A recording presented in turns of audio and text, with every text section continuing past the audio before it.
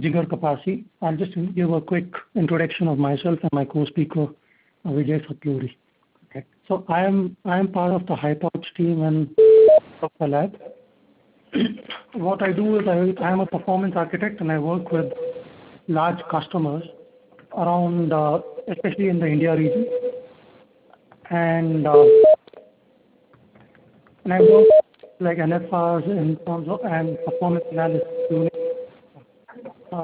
I hear a lot of echo. Can you all please make sure you're on mute?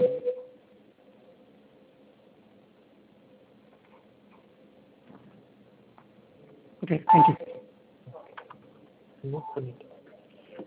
And if somebody is using their, somebody is joined through laptops, please mute your microphone. I'm just getting a lot of feedback.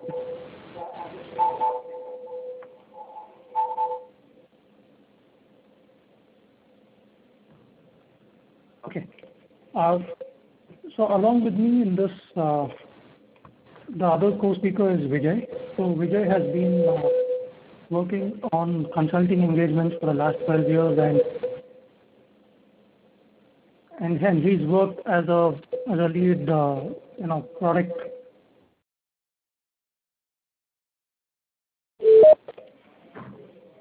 Deepa and Apra, are you guys hearing my echo?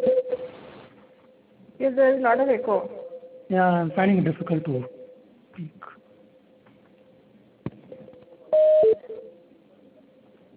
Can everybody please go on mute?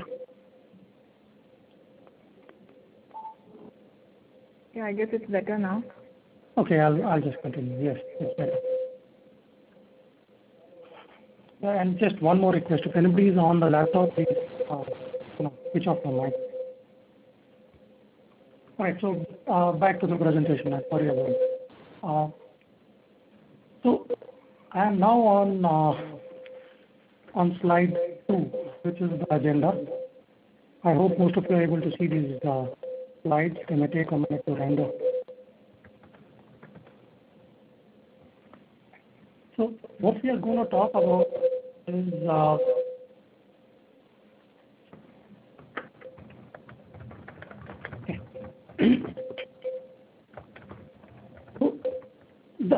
these are the topics that we're going to cover in the next few minutes. So we'll have an introduction about performance engineering, the challenges that we typically face in large, complex, multi-vendor solutions. Then I'm going to cover a few considerations when working on solutions where NFRs are important. And then we are going to talk about how we can, design our systems, our applications such that they'll perform to the desired NFR values. And we're going to talk about performance strategy, about how we approached performance engineering in several of these large multi-vendor solutions. Then we have a few slides on monitoring, on tooling, and on governance. Okay. So let's start off, and you guys can put questions in the Lotus same time, and Vijay or I will answer them as you and as we proceed. Okay. Now I'm on the introduction slide, and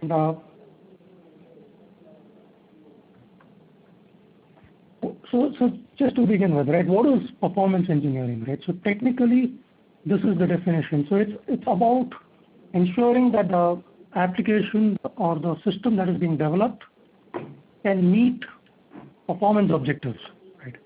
So this is different from a functional goal of a system, right? This is more of an operational definition.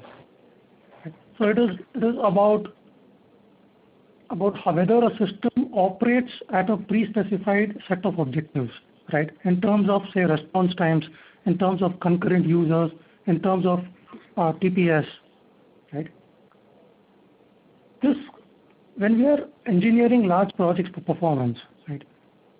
things get very complex when you have n number of tiers, because each tier has to perform at a certain level, right? So that your end-to-end response time and throughput is acceptable, right? So what we're going to talk about in the next 30-40 minutes is based on one large enterprise transformation application that Vijay and I were involved with, right? And if you look at this graph down there, right, in this slide, so this is talking about, the effort versus the phase in our software development lifecycle, right? So what is the performance effort you would put, and at what phase? So on the x-axis, we really have, starting from feasibility, design, development, test, and maintenance, right? And on y-axis is the amount of typical recommended effort for a large and complex solution, right? Now, what is very clear here is that there is, in our experience, we've seen that a lot of customers and partners, right, we end up seeing performance being equated to the performance testing phase and some amount of tuning, right? And that may work. That may work for smaller solutions. It may work for, say, a simple, app server database configuration, right? But it really, does not work when you talk about much more complex solutions where each tier has multiple components within itself, right? So, I have been part of many engagements where at the point of feasibility itself, so even before we could begin implementing a solution, or even before you can select the technology platform, right, a feasibility study had to be done to ensure that, that selection of the platform, right, is capable of achieving, say, 2,000 transactions per second, right? Now, I'm moving on to the next slide, and this is a typical reference integration architecture. So and this is not for any particular customer, but this is just generic, right? So what I want to really emphasize over here is that you have multiple layers. In the middle is where WebSphere really plays, right? So we have our infrastructure, application infrastructure in terms of VAS, and then we have our integration stack in terms of BPM, message broker, we have messaging.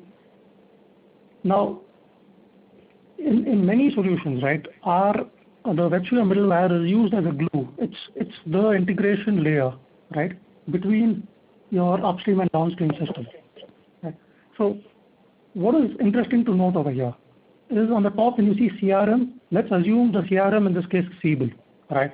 Now, Siebel itself is a complex deployment. So it's got a physical load balancer, it's got a cluster of HTTP servers, it's got a WebSphere cluster, and then it's got maybe it's got a database, and that database again, maybe if it's Oracle, let's say it's in a rack mode, or DB2 in an HADR mode. So all that is the deployment of just CRM, right?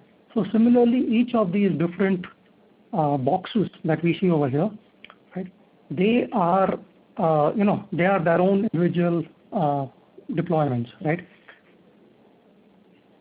And why this gets interesting is that when we talk about performance, we can talk about it in terms of performance of an individual end to end, in terms of when I initiate something in CRM and I get a response from a back-end billing system, right?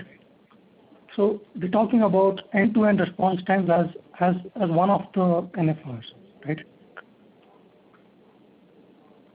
So now I'm moving on to the next slide, and this is about challenges in a complex environment. So when we have an environment like the picture you saw in the earlier slide, right, and that's actually quite typical in large enterprise apps, right? That kind of an deployment. So one of the things we see is there is a lack of a holistic view in terms of performance, right? So the architect for, say, WebSphere processor or BPM, right, he may have looked at now what are my NFRs, what are my services, how many macro flows I have, how many micro flows I have, what is the response time or SLA requirement per process, right? But he will not have a view of, say, what's going on in the back-end billing system or what's going on in the CRM system, right? So this is where one big challenge is in having somebody look at these kind of systems from an holistic end-to-end performance point of view, right? Now, one example which I mentioned a little earlier is NFRs, have to be documented. They have to be at a use case level, right? So if I'm placing an order, now, what is my NFR? Is my NFR the time to place an order in the system, or is it when I get a response time from, say, CRM or a portal which says that, yeah, order has been submitted, or is it the time that it takes to actually fulfill that order? Now, in the second case, my NFR is end-to-end, where I initiated an order, it went to my middleware, it did all the processing, did the messaging transformations, went to the back end, and then it went and provisioned it to in whatever mainframe or whatever database we have, right? So that is one way of looking at an end-to-end NFR, right? So I could say that you could get a response time of saying that, yes, I submitted it, I got a response in 2 seconds, but that just means that your request has been submitted. It doesn't mean that your order has been fulfilled, right? So typical NFRs from a performance standpoint, right, are concurrency in terms of number of concurrent users that are logged into a system, response times, typical web response times which are acceptable are 2 seconds, 3 seconds, right? Throughput is the amount of work being done on the server. So this is really in terms of transactions per second. So if you're talking about, let's say, a banking application, right? So we're talking about how many fund transfers per second were achieved, right? And these things basically need to be documented, right? And NFRs could be split, as I said earlier, at a component level. Then you would have these end-to-end kind of requirements.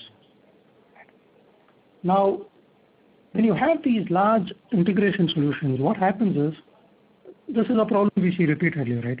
So the performance of one component can become a weak link and affect the performance of the end-to-end system, right? Similarly, when you are, you have different products with different complexity, right? And therefore, some of these products may get ready quickly, some of them may take that time. But then how do you proceed with your analysis of an integrated end-to-end system, right? Because to the end user, it doesn't really matter if my WebSphere app server is performing, but my DBT is not. To him, it is an end-to-end system that's not performing, right? So another thing that is pretty common is the lack of analysis and effort on performance in the early phases. So during development, during design, right? Are we doing things like code profiling? Right? Are we, those are the kind of things that we will cover in the next few slides a little bit. So one more thing on NFRs, right? So when we talk about NFRs, we are talking a little. This presentation is focused on performance and scalability, but we are really talking about security, about availability, reliability. You have all these aspects which are covered as part of NFRs. Moving on to the next slide. So product selection. So this is where this is what I was talking to when I said feasibility phase, right? So when we are choosing products, and this is something we faced at this large customer. Products were selected, but they were selected without really looking at how they integrate with each other, right? Now, we had a billing system, right? And it provided a very low-level Corba API, right? So our middleware would connect to this backend system, making n number of fine-grained calls to the backend system, get the data, and then then based on the response of the first call, make a second call, right? So get some data, like a customer name, you have to make like 4 calls, right? And they're all really low-level calls. So when the product was selected, right? So one of the things that we learned was that, what are the interfaces that a product exposes, right? Do we have bulk kind of APIs? Right? Are the interfaces very fine-grained, right? So these are the kind of questions that we should be asking when we are even choosing products, right? Because most focus is on, okay, can this product provide a certain functionality, right? But here we are talking about, yes, it provides me a functionality, but how can it handle my SLAs, right? So I've been part of some situations where we actually had the vendors, commit to the customer to give us a higher level API for some of the most commonly used functions. Now, another thing is in terms of benchmarks, right? So, I was a customer where we were using a directory server, right? And this is a niche thing in the telco domain, right? And the kind of volumes that we were expecting had never been seen by that vendor before, right? And they didn't have benchmarks to show it to us, and we became that lab, right? So therefore, selecting products is with the view on meeting non-functionals is another lesson that we've learned. Right? Now, when we keep saying that we have to be proactive in building our solutions for meeting NFRs, right? Designing our solutions is an important aspect, right? So in the integration area, there are a few things that we are going to talk about here. And this is where I would request Vijay, if you could talk us through the next couple of slides. Sure. Thanks, Jigar. Okay. So in integration solutions, large integration solutions, design plays a vital role to achieve non-functional requirements. So especially in terms of performance, okay, the key challenge here is when I build a component which is being integrated into large integrated solutions, okay, so the performance of the component is important, and the performance, how it is going to impact on other components are also equally important. So this impact analysis has to be done at early phases, and the systems have to be designed accordingly. So, for example, so in this slide, we mentioned few things like long-running processes require additional processing. Okay, so whenever these long-running processes are there, the state is persisted over the transaction multiple times. So this will offload or create more impact on the data store. Okay, so when a long-running process or any process automation is being designed, okay, it is we have to consider that whether this long-running process, whether a long-running process is required, or whether it is doing any human interactions. So when there are any integrations happening between systems, okay, so it is better we avoid long-running transactions. So choose right integration methods like web services and MQ. So there are a couple of points here. Okay, so when we are integrating two systems, okay, so all the systems doesn't really need to be following the same NFR. Okay. For example, I am getting as I take the previous example, the Jigar. Okay, so if I am processing 1,000 transactions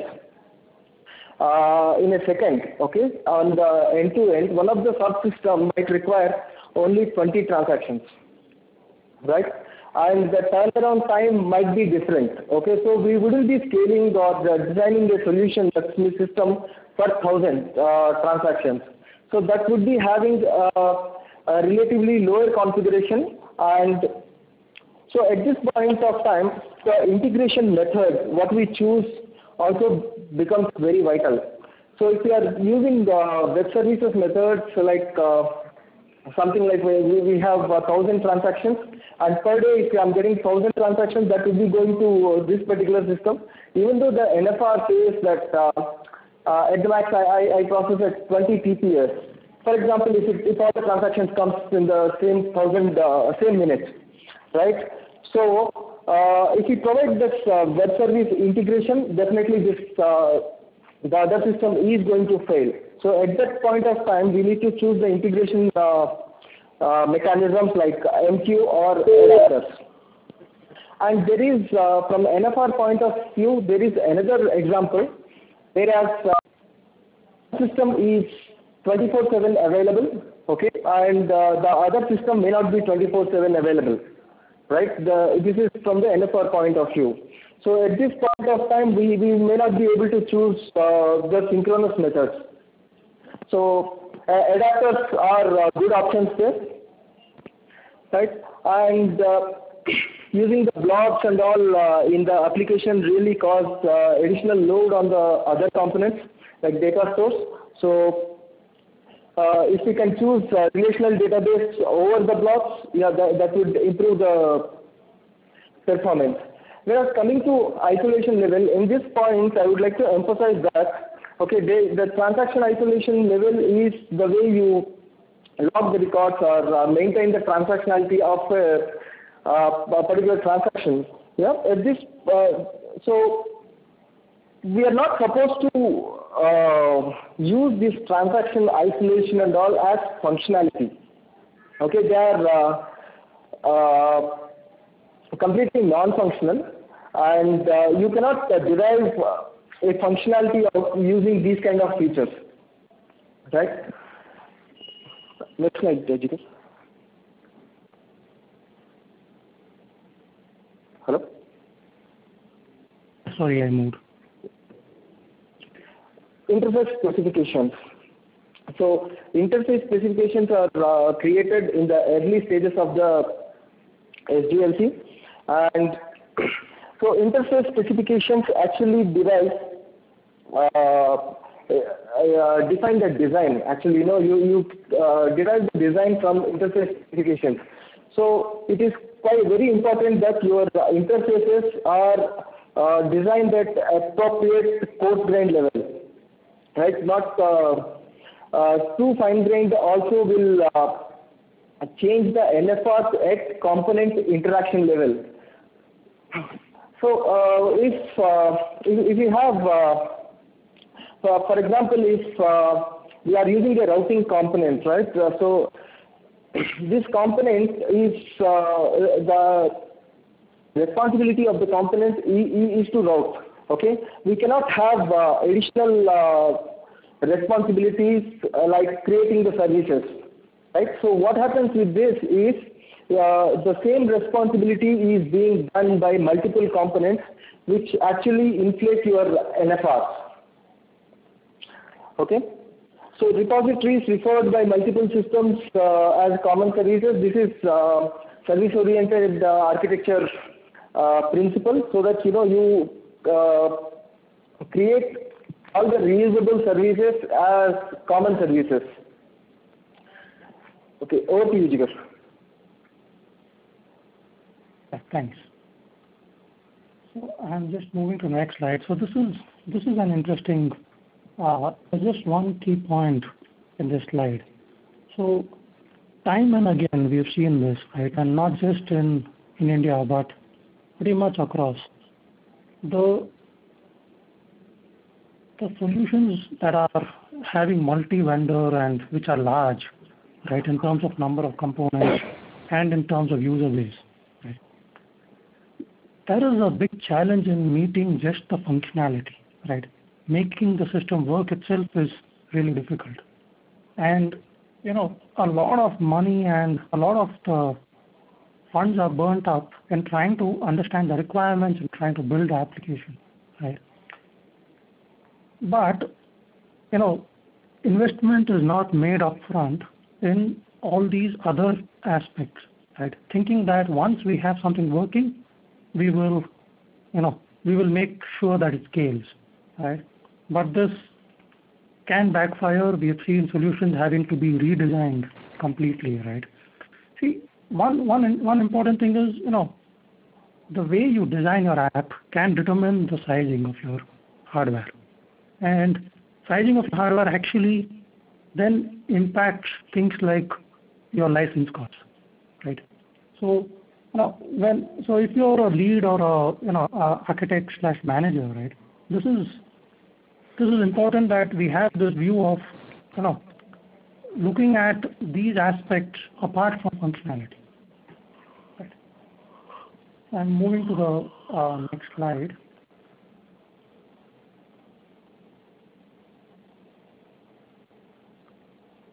So in terms of strategy, right? So okay, so this particular customer that we went to, right? They were running this transformation solution. So transformation solutions, as you guys know, is like completely rewriting your set of apps, right? Now, this was going on for about 3 years, right? At which point Vijay and I landed, and we did not have clarity in what is the requirement from an operational point of view, right? So now, when we have spent effort in saying that, okay, these are my 150 use cases, right? It could be as simple as, along with the functionality, you could also get its non-functional requirements. So this particular use case, right? What is the kind of response time we are expecting? What user base are we expecting for that kind of a transaction? Or if it is a batch job, right? And how many hours do we expect the batch job to complete, right? Does it have to complete before the start of business day the next day, right? So these kind of, questions should really be asked by the architects, right? And even by the business analysts, really. And then the other thing over here, I think Vijay did cover, so I'm not going to get into the design parts and interface specifications. Right? So this is another thing, right? Now I'm on the next slide, which talks about the dependency of an application with the other components. So this is one thing. Now you have a middleware layer, and we are, let's say, a middleware architect developing the processes and applications in the middle, right? But you have a common backend system which is being accessed by several other applications apart from yours, right? So however fast your system is, you are going to be restricted by the ability of the backend to be able to serve our requests in predefined SLAs. Let's say I make a call and I expect a response time within 50 milliseconds, right? But there are 10 other applications which are also expecting this backend system to respond. Now, as we added these new systems, it's quite difficult to see the backends getting choked because they are not designed to add the requirements of the new systems that are now interfacing with them, right? So this dependency is something that has to be reviewed at the time of modeling our components.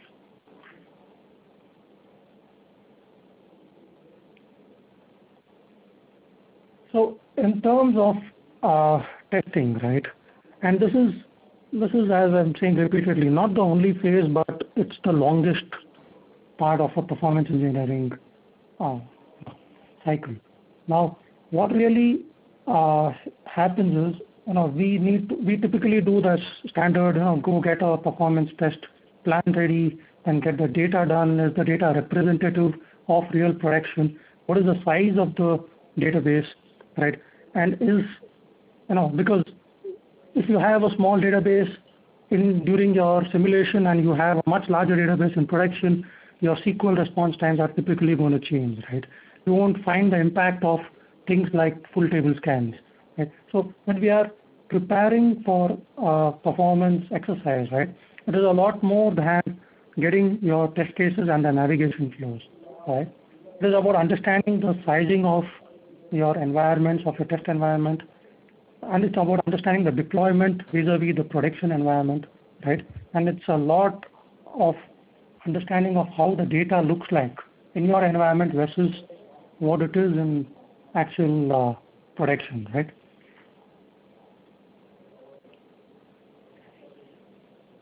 Now, when okay, I'm in the next slide which talks about approaches, right? So I'm just going to talk through this now. The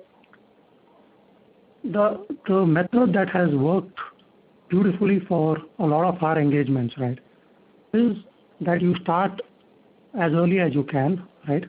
But then we break up the NFRs into the NFR required by each component, right?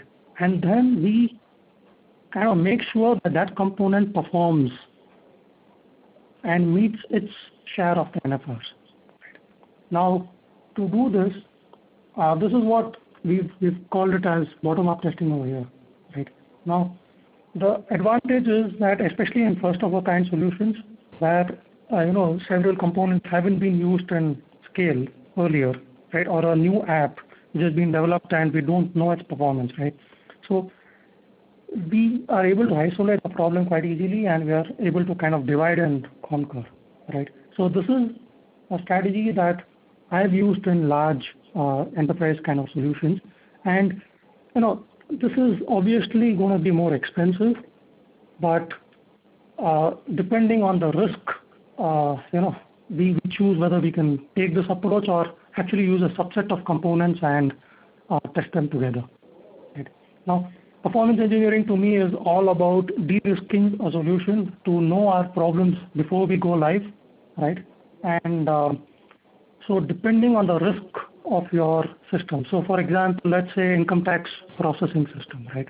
So that is high risk from a performance standpoint. So your investment would be higher. You would want to make sure that each component works by itself and they work in integration, right?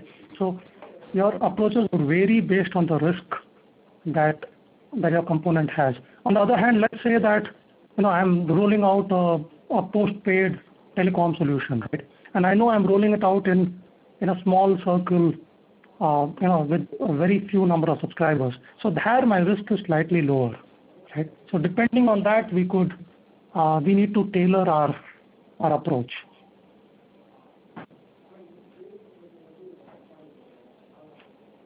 Right.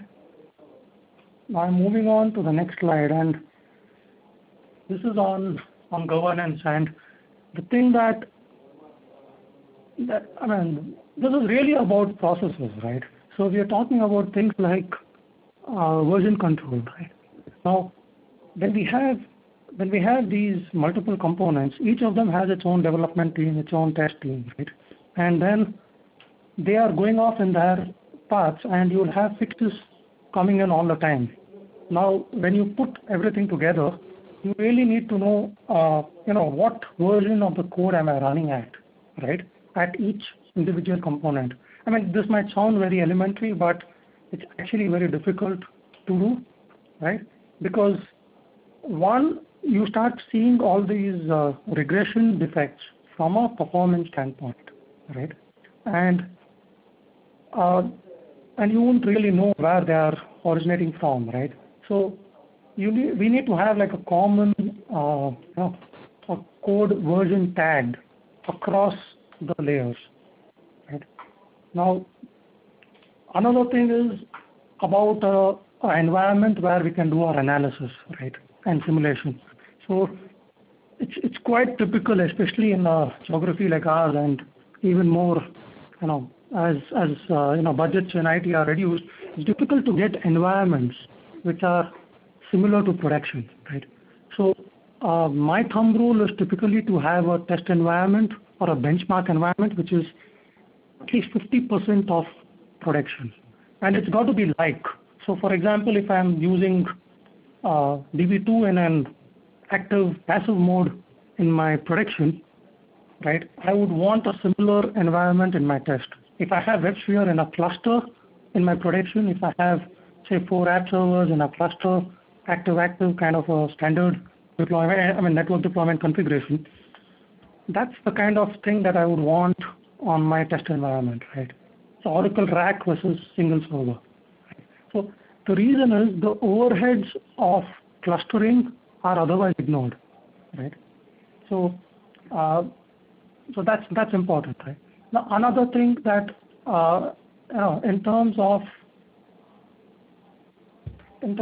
things like when you hit a problem in our test environments, right? We've seen this where people tend to not get down to the root cause because these problems can get resolved by, we are all fighting against schedules and timelines, and you just restart the app server and it starts working, right?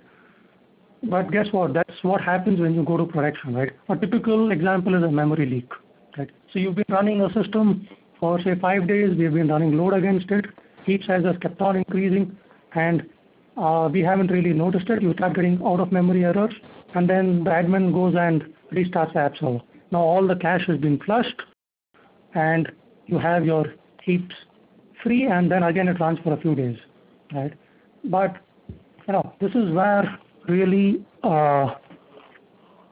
you are not preempting the problem, right?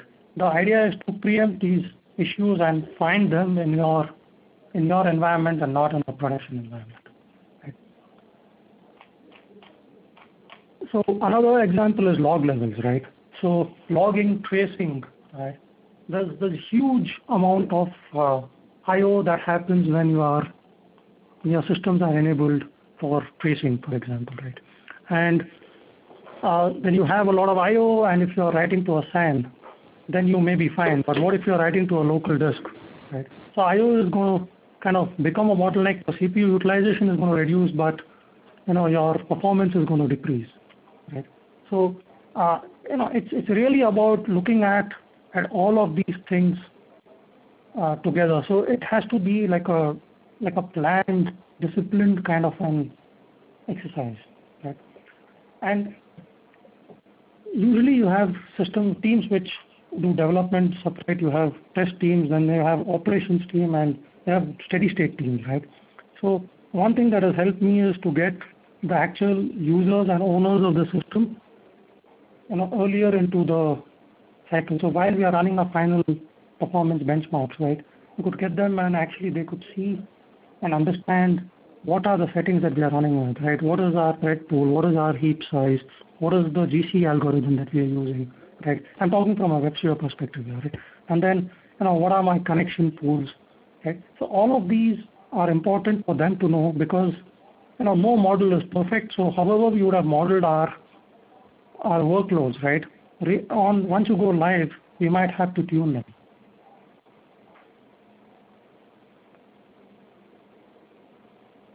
Now, in terms of tools, right? Vijay, would you actually take over from this slide, or you want me to continue? You can continue, Jigar, or if you want, I can. Yeah, I'll continue. Okay, please. Yeah, I'll continue from this place. Okay, so adding to Jigar, so performance is not something we do as a phase, or it's not just related to performance testing phase. Okay, performance goes from right from all the SDLC phases. So we have actually cracked one of the performance problem in SIT. So what happened was we took an adapter, new adapter component, and it actually does the polling from one of its EAS systems. And so it was working fine SIT because the number of transactions are very less. Okay, so during the SIT phase itself, we wanted to validate whether this component is really take the load. Okay, just we actually, it's not that we pumped into many transactions. We start the system, we kept 10,000 transactions or 20,000 transactions there, and the component has failed.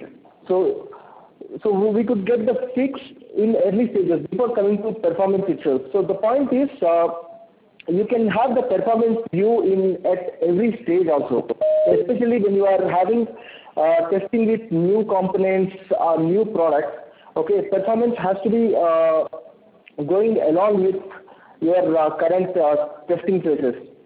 That may not be extensive, but few cases we could eliminate before we come to the performance testing itself. Right, coming to testing tools, we have Rational Performance Tester, okay, which supports the scripting. We can test all the front-end UIs, portals, CRMs. It has data pool capabilities, so it can generate unique loads. So you can configure number of transactions per second, how much time you want to load this particular test to run, or what is the ramp up. All these things you can configure with this. And also the best part is it provides you very good analytics on how the performance test has run, where exactly it caused the problems, all those things. Right. So as Jigar mentioned earlier, we can have different tools for different components in the large integration application. For example, when we are doing the bottom-up approach, so each component could be having different type of interfaces. One could be a web service interface, one could be a purely messaging interface, one could be a web UI. So we define different types of applications, and the same tool may not be able to perform for the different cases. So in this one, is EA application, and we used Perharness.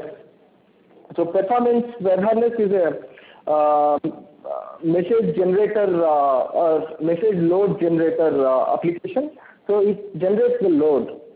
So same way, whatever the configurations we can do for Rational Performance Tester, so we can we can set all those things. The only challenge we faced there is it didn't support the data pools for generating the unique messages. So we enhanced the Performance module to generate unique messages, right? So Green Hat is an interesting application, and Green Hat actually really useful in testing the integration applications, whereas not just in the performance phase, even before also we can use it. But from the performance point of view, Green Hat actually creates the virtual systems. So it creates the stubs of subsystems, and the integration is it supports variety of integrations. It supports messages, JMS providers, web services. Okay, so the point here is you could be flexible in tools choices. Okay, you don't need to be going with the same tool for entire enterprise or enterprise solution to achieve the performance, especially in that bottom-up approach we go there. Next slide.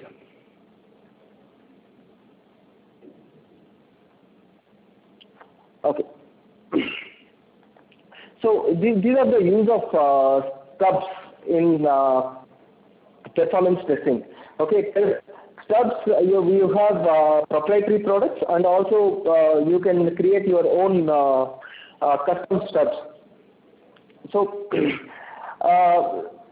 during the large integration solutions, there could be multiple problems, like one of the system, if I have to test a particular system, it could be connecting to 4 or more a number of systems. Okay, if any one of the system is unavailable, it actually impacts the schedule.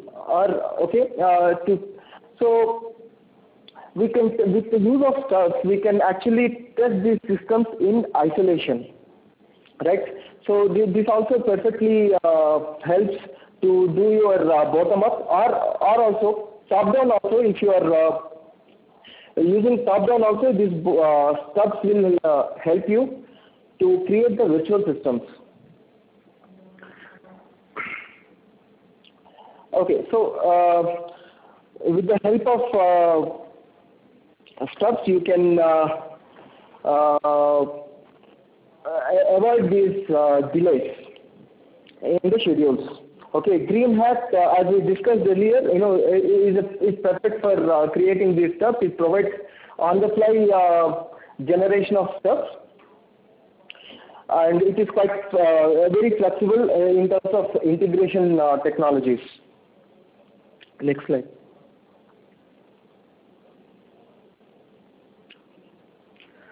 Okay, now monitoring tools. Okay, so it is quite important. So WebSphere application server has a Eclipse-based performance monitoring toolkit, which is freely available to download. The link is provided in the references where you can download. So this actually helps to, if you see this graph, okay, if you see a spike in the memory, okay, or user response time, you can drill it down exactly what is happening at that particular point of time. Okay, suppose if my user response is reduced by 20%, I can see the bar and I can go and see what exactly is happening there. Is it like Java? Is there a contention in heap, or is there a contention in data sources or EJBs? You can drill it down, and it will take you to, it will help you to go to the root cause of the problem. Next slide.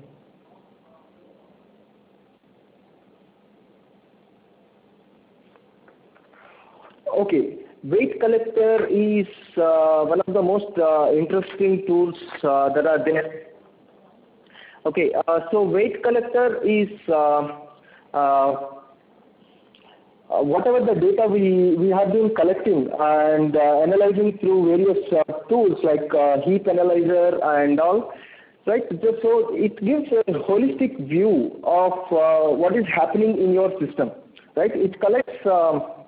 So the how to collect weight collector data is there in the diagnosis page of WebSphere. So you can collect the weight data, and if you upload it to this weight.ibm.com, it will provide you various reports. So it can tell you the PEG CPU or reflection processes which are causing issues with both your native memory and heap memory. Okay, so it can tell you the slow data queries or high latency in the network or lock contentions, or it could be a mix of problems. So it gives you exactly what is happening in your system, where is the problem. This is an interesting tool, and I also encourage you to explore this tool. Next slide. Okay, these are the other analyzer tools. Okay, so we have pattern modeling analysis, heap analyzer, support assistant, NMON, and SVMON. SVMON used to be a champion tool when 32-bit environments were there, where we had to balance between heap memory and native memory. Still, still it is a very important tool even in 64-bit environment.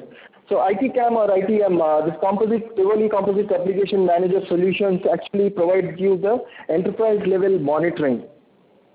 Okay, so it can even provide details like if you put your threshold of heap in an application server as 80%, if it crosses, you get an alert.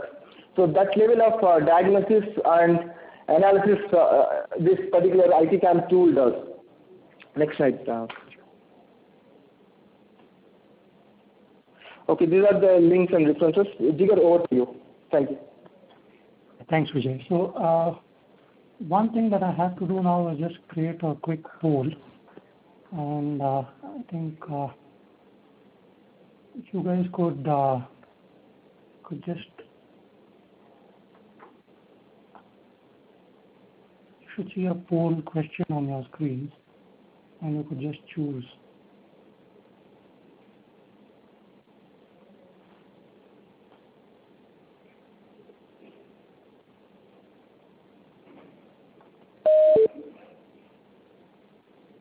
And after this, we will get to question and answers. We still have about 7 minutes left. So we just wanted to get this out of the way before going there.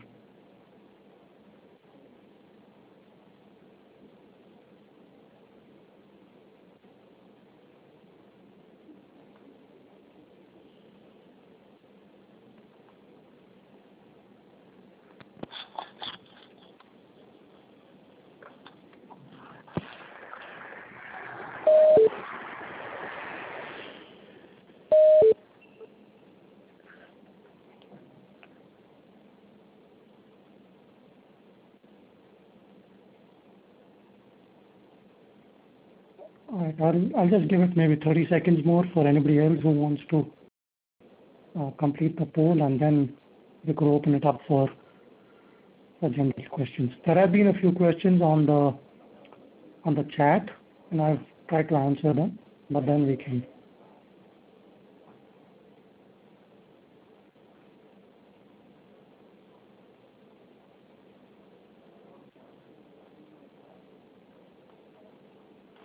As you can see, right, this is a very large topic, and we could speak just about, say, total server performance for an hour, right?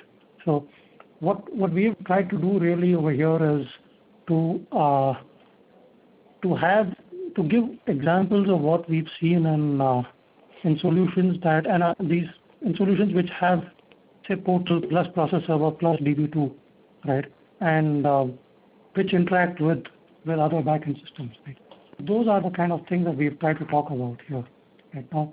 I'm sure we could have follow-up sessions, going deep dive into, say, just BPM and message broker tuning. And that kind of information is available, and some links are there. We have red books. So I think I will, we could start off with any questions. So we have a few minutes, and if there are any questions, you can either use the same time discussion as some of you have already been doing, or even or raise it on the phone here.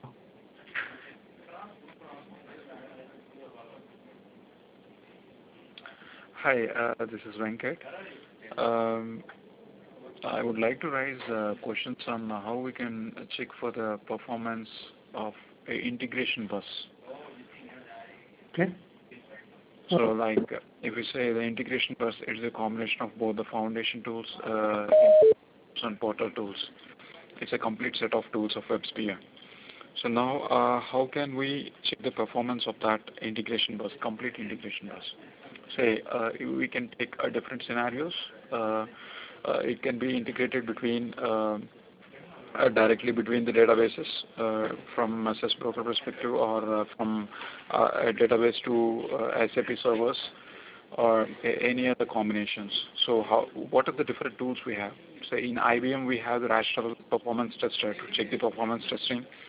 Profiling the code and all, we have the rational application developer or rational software architect, something we can use, and for code reviews we have code reviewing tools and all. Now here my question is, what are the free tools available to us on the IBM side? Are there any set of tools to check the performance of a complete integration bus? Yeah, so Vijay, do you want to talk about perf harness? Because I think this falls right in that. Okay, fine. Yeah, I'm there. Okay, so we have one tool called Performance, okay, which generates the messages. Okay, so it is completely based on testing message-based application. So if you are having an ESB, that could be supporting various types of providers, right? So a few things could be coming on NQ providers, JMS providers, or any other common providers, sun provider. So it supports all the different types of providers. Okay, so you can test your performance of your SID, whether it is scaling or not directly without, the key is to isolate. Okay, as an independent component, you should be able to test it. Okay, whether it is able to, ESB, I assume you are essentially using it for advanced transformations and routing. Yes. So this tool will help you in generating the load and test your transformations and routing. Can you repeat the tool name? Perf harness. Perf harness. Okay. I'm just typing it in here. So that's another question from Prakash. Prakash, are you on? Maybe you can ask the question.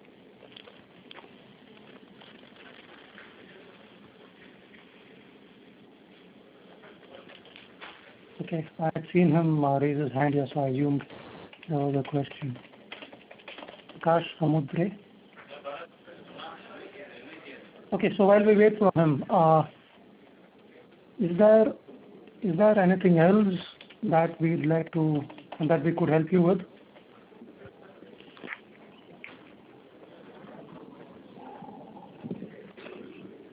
So these slides and the recording, this would be available, and Apra would be sharing this info with you.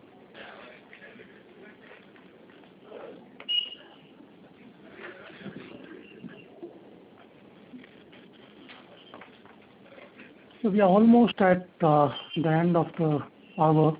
I have one more question, Mr. Venkat.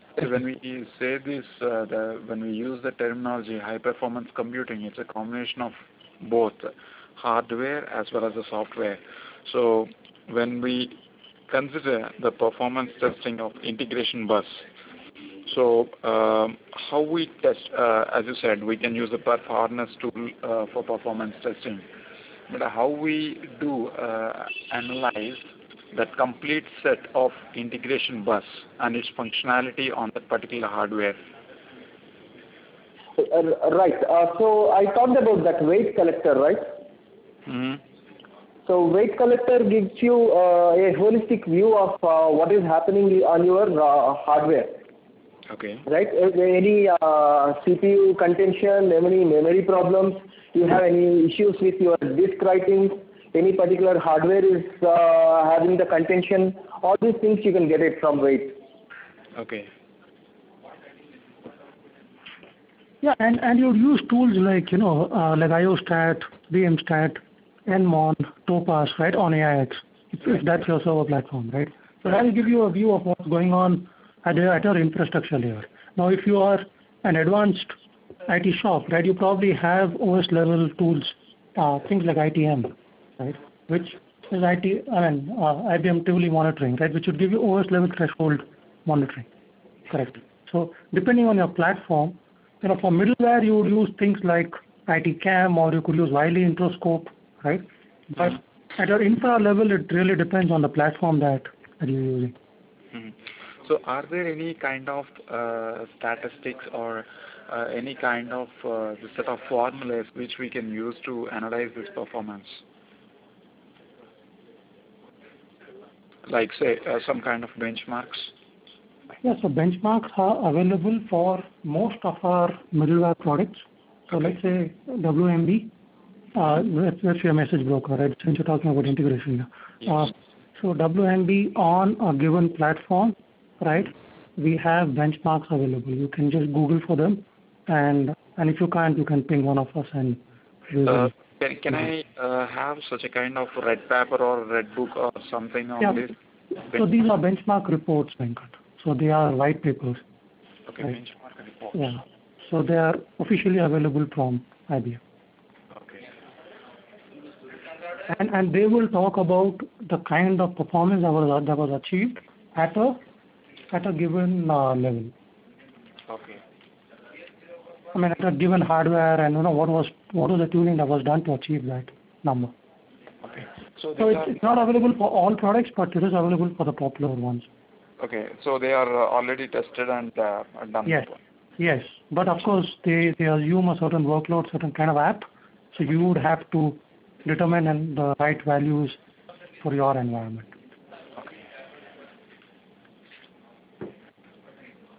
Okay, I think we're close to completing the time, so we've run out of time here. So Deepa, would you like to kind of conclude? Yeah, so thanks to all of you for joining today's session. So we will be continuing this event for the next few days. So we have a couple of interesting sessions lined up for tomorrow.